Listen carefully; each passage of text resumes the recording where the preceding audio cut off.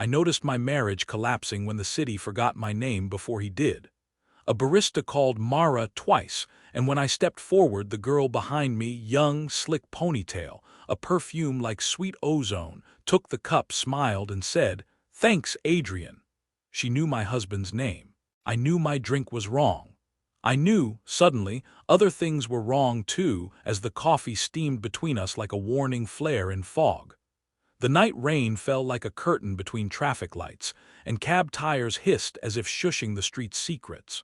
I set the cup on the marble island in our kitchen. "They called my name," I told the air.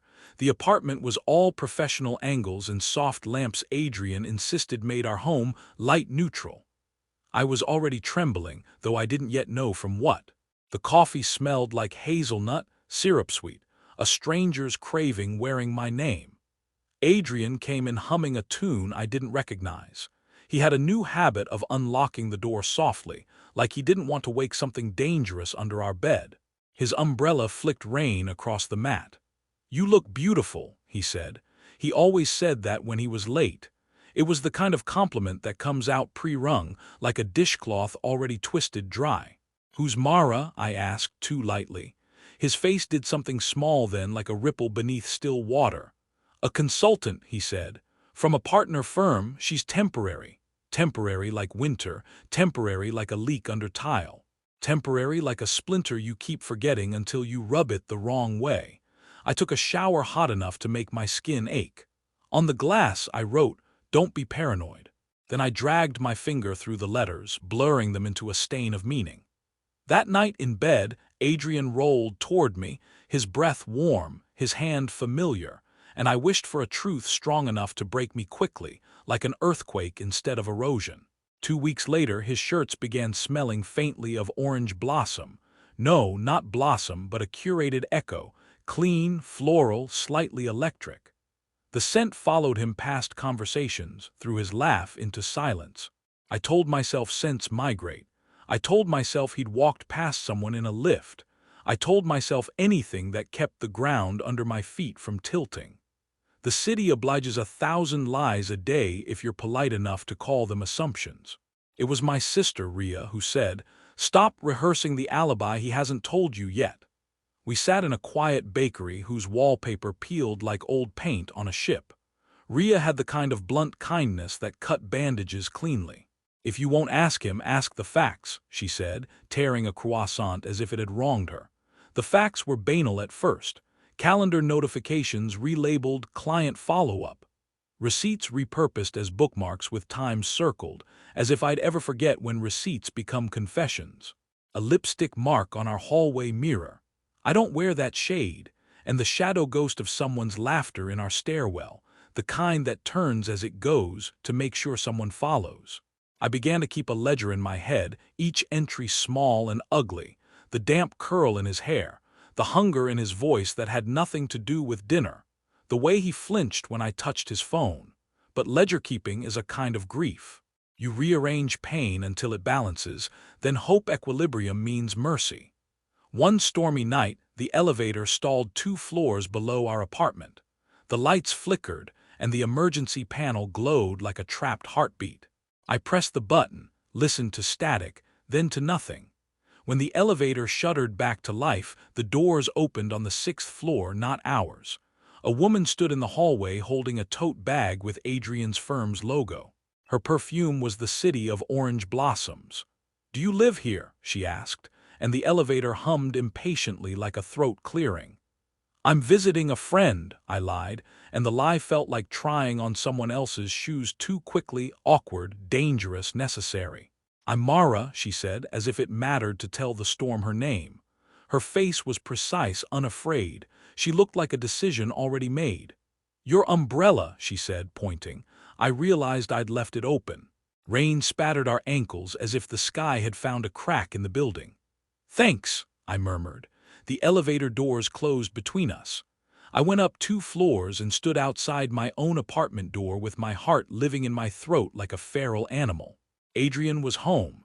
He turned from the stove, he was sautéing garlic and something green, and smiled too quickly, then again slower, a practiced edit. "You're wet," he said. There was a storm, I replied, my voice wrong in my mouth.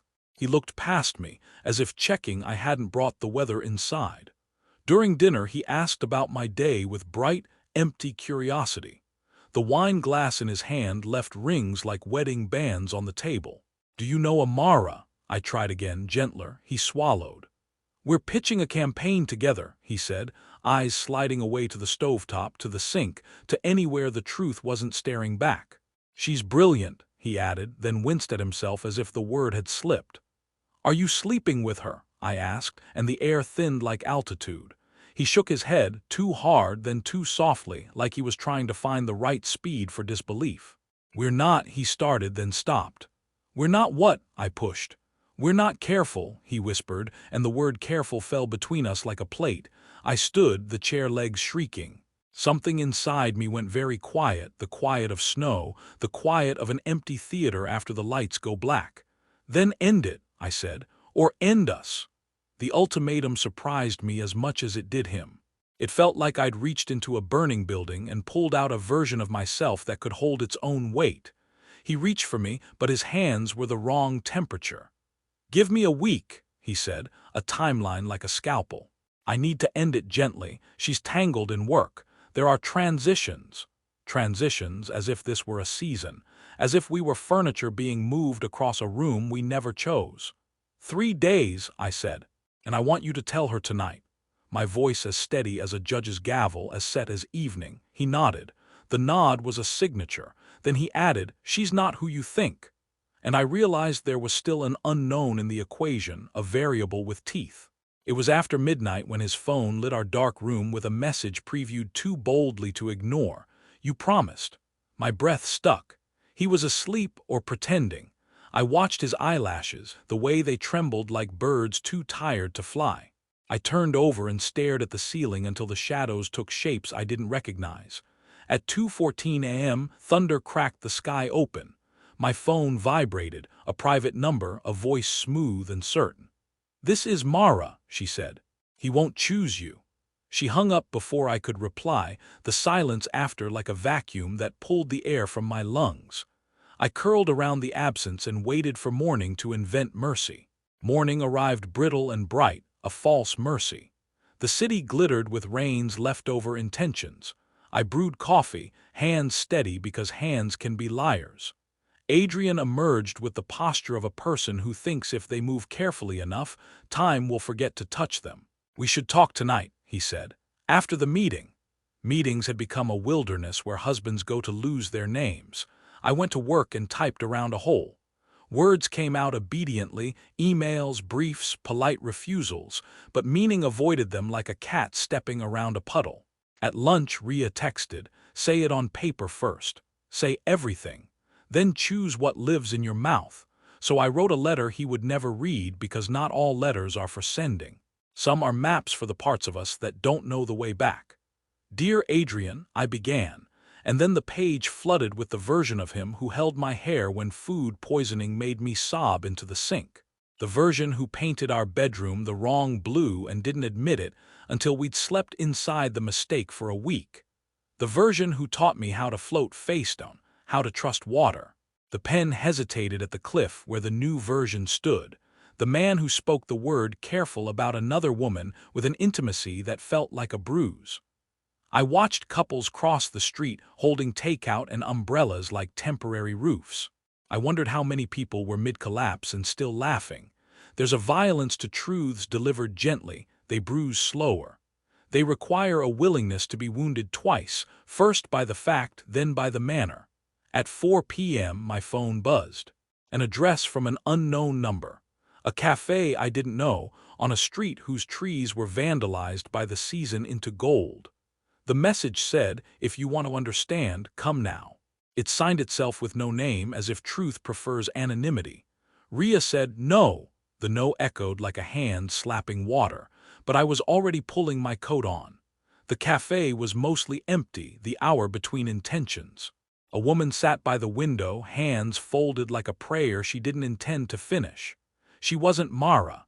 She was older, the kind of beautiful that grows in storms. "You must be Alina," she said, using the soft certainty of someone who has rehearsed a kindness. I'm Sierra. I stood there with my name hanging between us like a bridge. Adrian's mother, she added, and the word mother undid something childish inside me.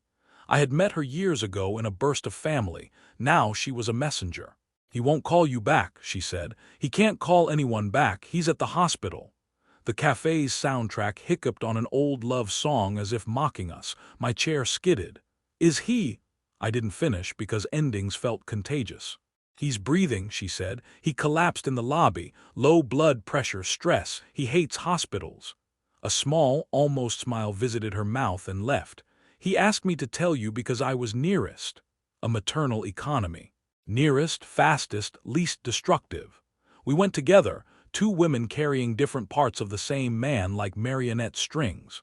The hospital smelled like antiseptic and secrets. The waiting room's chairs were arranged in little islands of worry. Sierra filled forms, her handwriting patient. I watched a child press her face against a fish tank, her breath fogging glass meant for watching. He lay under a light that made color dishonest. He looked too young, as if the light had scraped age from him. I'm okay, he said hoarsely, which is what people say when okay is the only word that doesn't spill. Sierra squeezed his shoulder and left to tell a nurse we were here, or to let us be alone with something fragile. I was on my way to meet her, he confessed, eyes finding the corner of the ceiling where tiles meet like quiet agreements. To end it. The room hummed with the machinery of life. I listened to the hiss and click as if it were a metronome for truth.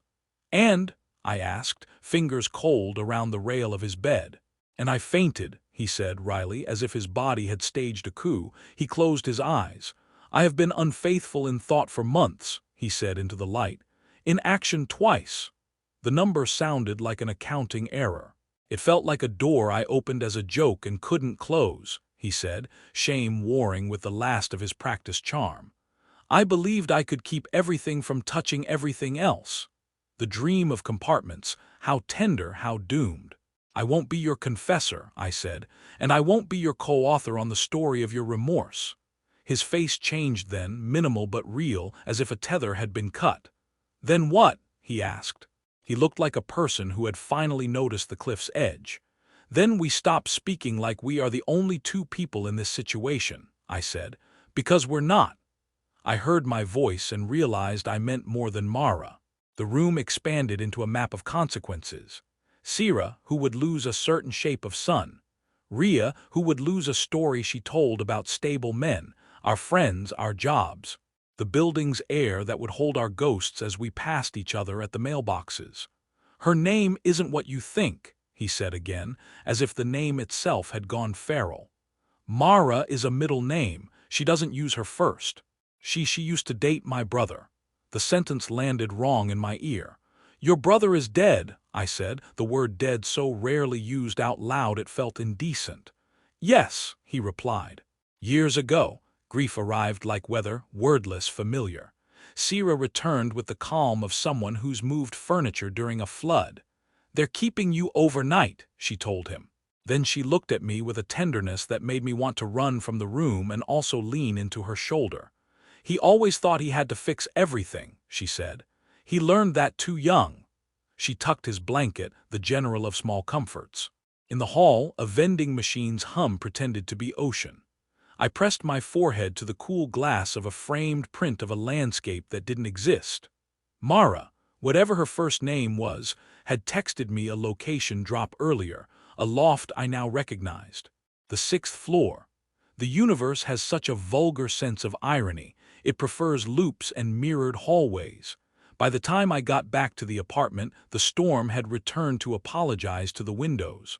I gathered evidence like talismans.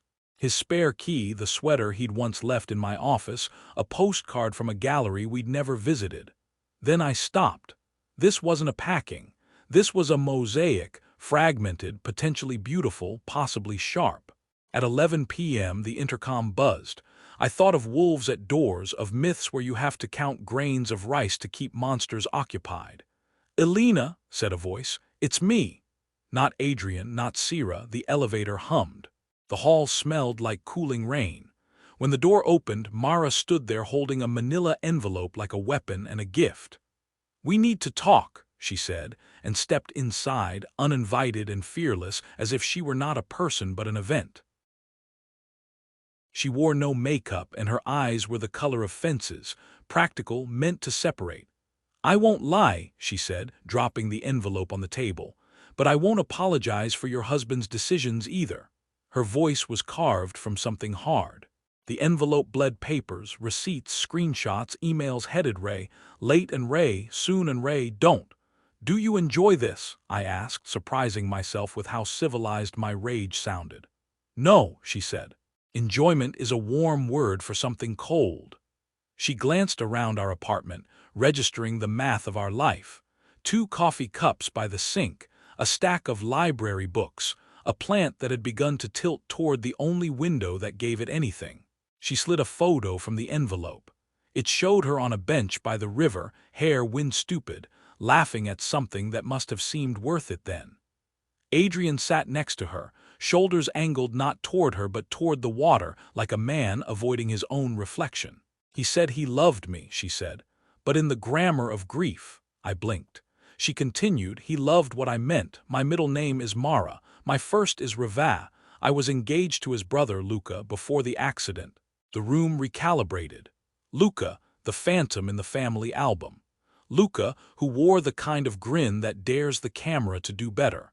I'd met him once briefly at a charity thing where everyone held champagne like a pass. "And you?" I gestured between her and a pass that could no longer answer. She shook her head.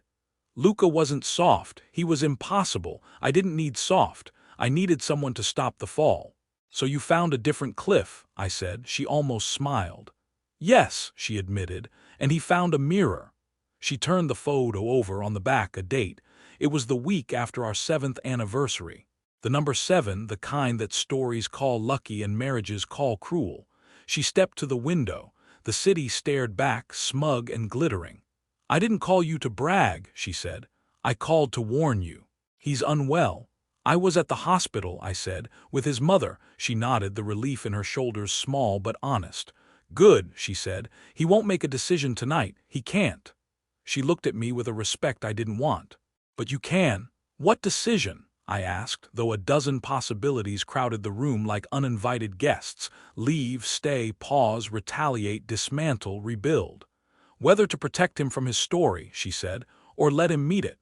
She took a folder from the envelope and placed it in my hand. It was a contract, a consulting extension, a bigger project, travel. "He'll say yes to this and no to everything else unless someone shows him how to say no. You came to enlist me in saving him from the thing you tempted him with." The sentence could cut fingers if handled wrong. She sighed, the sound of a person admitting to their shadow. "I didn't tempt him," she said. "We tempted each other with the possibility of being the version of ourselves we'd each lost." She pressed her lips together. "That doesn't excuse. It explains." We stood in the pause that follows a bell. My mind did math with pain and came up short.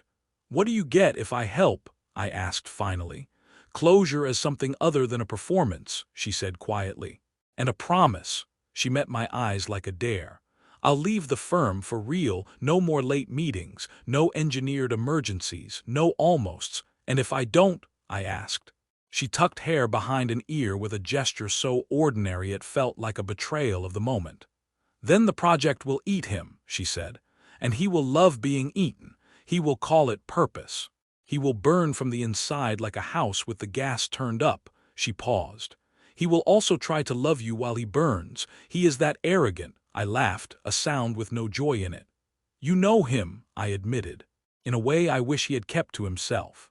She edged toward the door, felt the room sigh behind her. "I'll wait outside," she said. "Decide which version of mercy you can live with." The door closed and the apartment unbent itself, stretching back into the shape of our life. I sat with the contract and the thinness of paper compared to the thickness of years. Rhea called. "Don't move," she said, sensing earthquake from a continent away. I told her everything in a voice like a tour guide in a museum of heartbreaks. She listened then. "Make the decision that makes you proud of yourself in a year, not the one that makes you feel righteous tonight."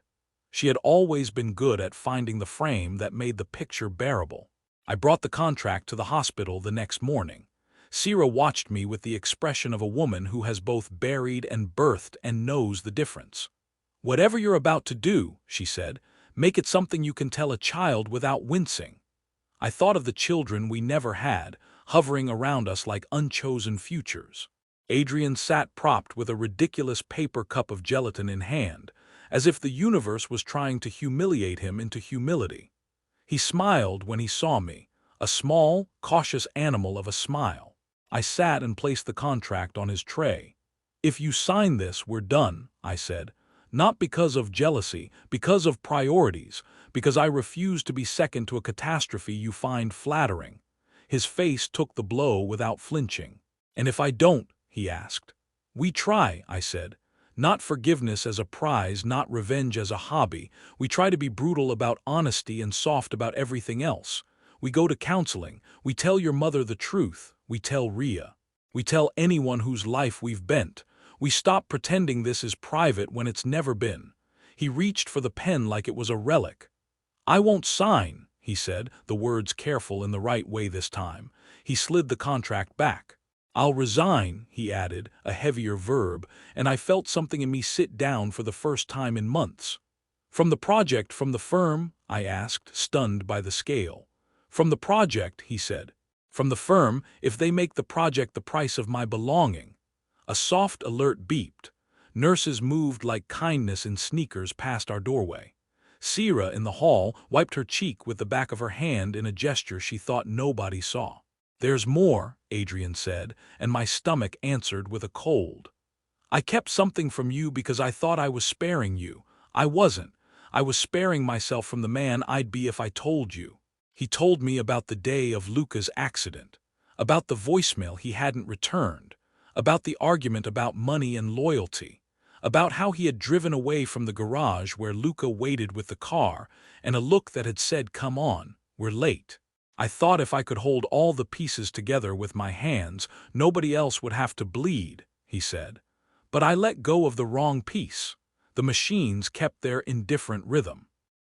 I took his hand with the kind of gentleness that can only be learned from sanded-down rage. "We will tell that truth in the right room," I said. "Not here, not to punish, to stop the bleed." He nodded as if relief had bones. As I left, a text from Riva: "I'm gone. Be well." On the platform, the subway arrived like a decision.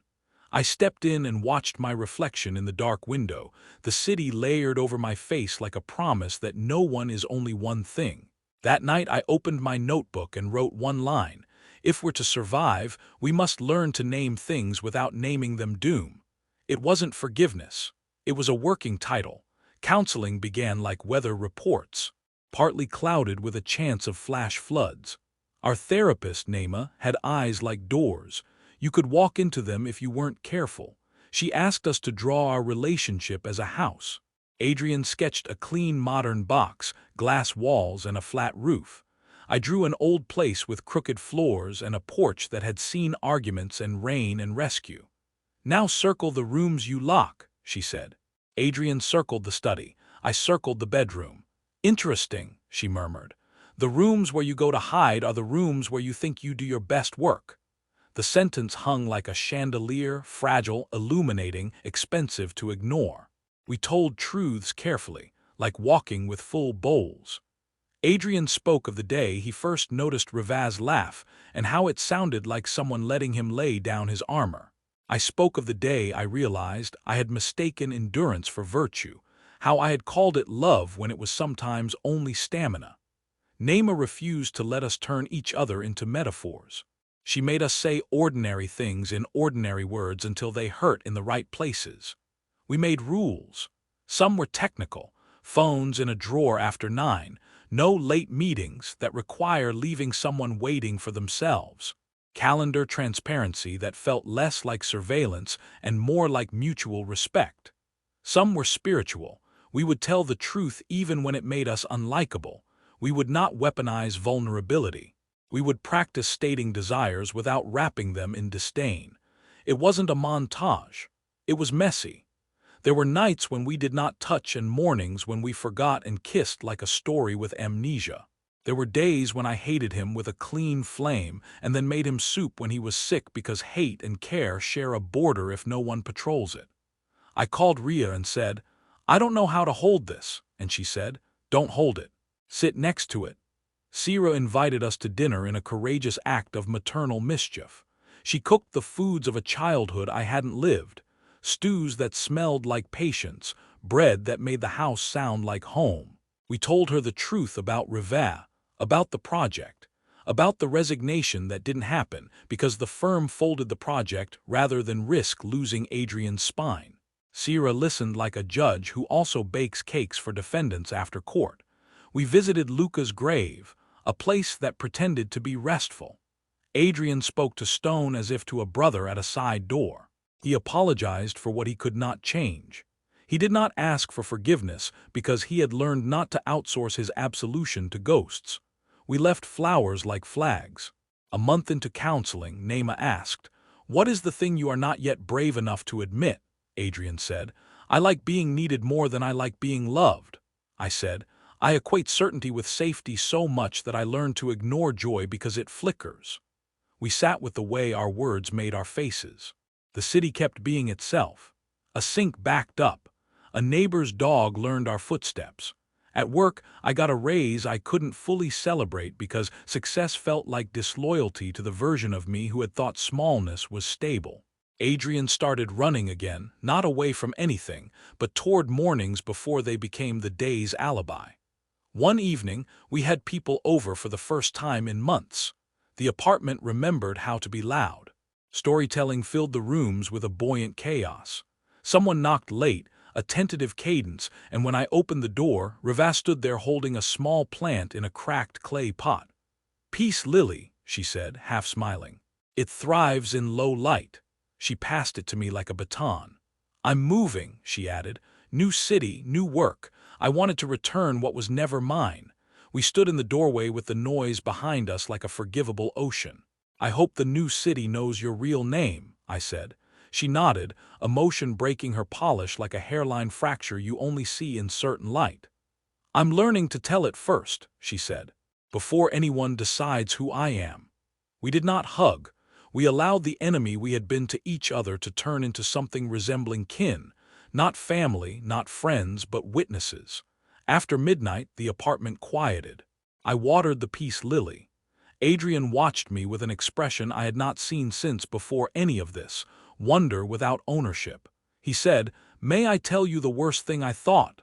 I gestured for him to proceed with care. He said that my failure made me interesting, that if I could be a man who survived a scandal, I would be a man worth writing about. I did not punish him with a speech. I placed my palm against his chest and felt the ordinary, miraculous thud. "We are not book jackets," I said. "We are the long, boring, beautiful pages." He laughed, the right kind, and asked if I wanted tea. I did. We drank it at the window like tourists of our own survival. And the city, for once, did not feel like something we had to endure in order to be ourselves.